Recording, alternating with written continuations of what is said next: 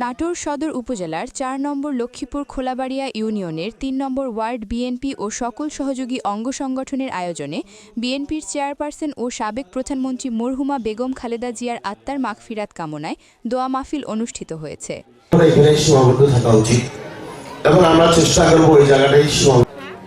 নেতৃবৃন্দ শুধু বিএনপি পরিবার নয়, গোটা জাতি সভাপতি অত্র ওয়ার্ডে বারবার ৩৫০ ঘর সমাজ একত্রে বসবাস করি।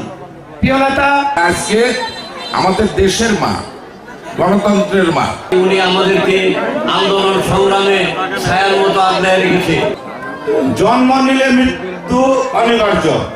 বুধবার সন্ধ্যায় ৪ নম্বর লক্ষ্মীপুর খোলাবাড়িয়া ইউনিয়নের ৩ নম্বর ওয়ার্ডের সাধারণ সম্পাদক এবং ৪ নম্বর লক্ষ্মীপুর খোলাবাড়িয়া ইউনিয়ন শ্রমিক দলের সম্পাদক মোহাম্মদ শাহজালাল সুবেল মেম্বারের সভাপতিত্বে এ দোয়া মাহফিল অনুষ্ঠিত হয়।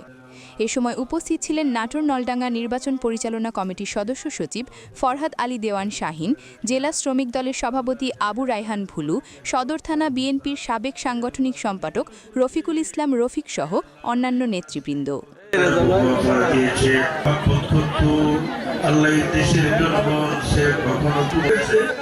আল্লাহ